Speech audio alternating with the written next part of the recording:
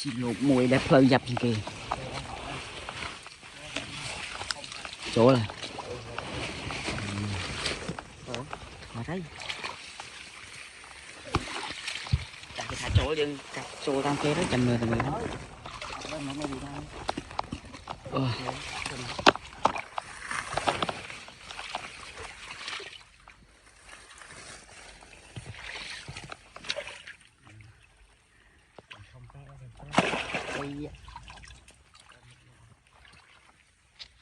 Ui nhạc đi.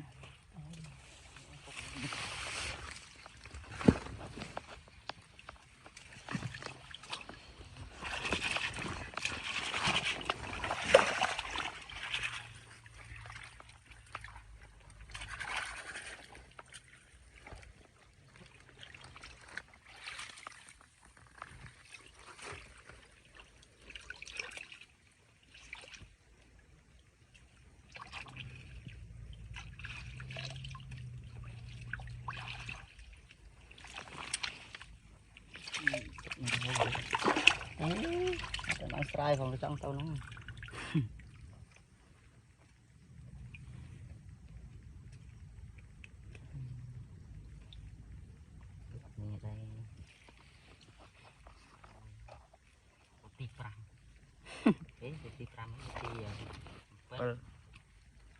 Pel lộp tôm ăn này ép dẹp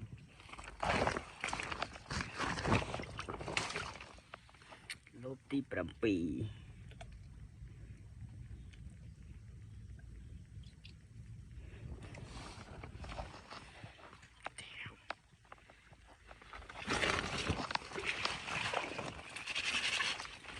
cho cái rồng chơi thảm cổ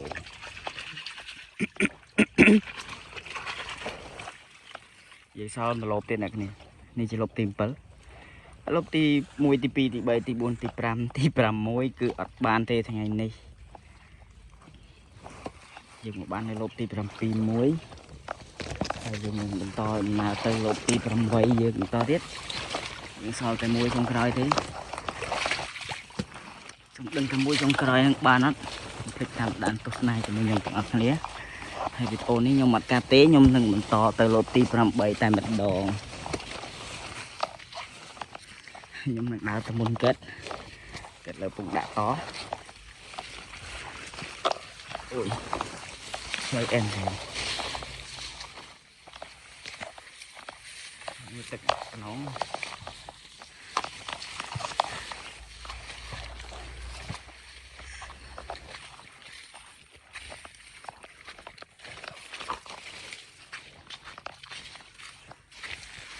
chụp đào lột tiền vậy đấy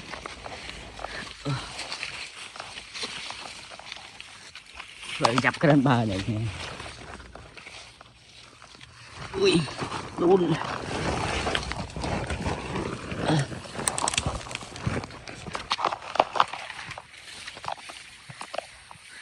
luôn crab độc con hả ế nó mày nè này phải làm nhà tụi mình tiền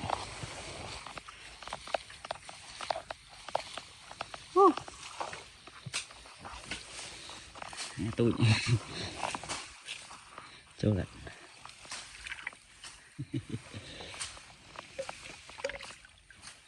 tròn châu lật tròn lên nè cái này ơi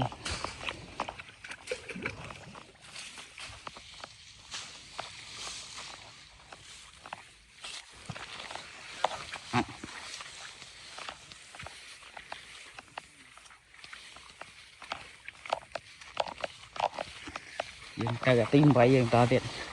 còn là tôi nhận cái này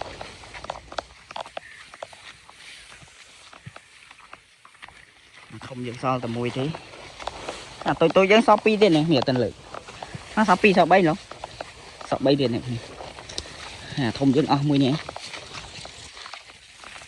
lục trong cái rồi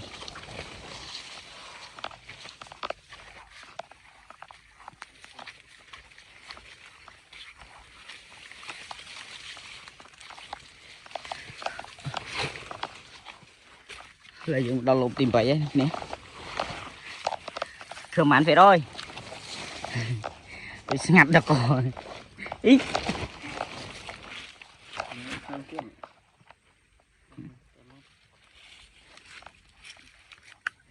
đặt coi này nè xong chỗ đó để ngăn tre đừng chắc cái chỗ lớn hơn chôm chô được từng rồi ui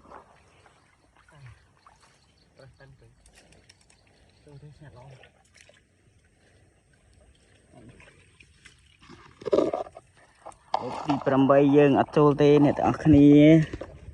chứ nó sao lột ở tụi bảy tiết dương này chăm tụt là việc ốp tập tiết hay là việc ốp mới ní nâng bị chọc trầm nắng này nhé bye bye chụp này việc ốp cái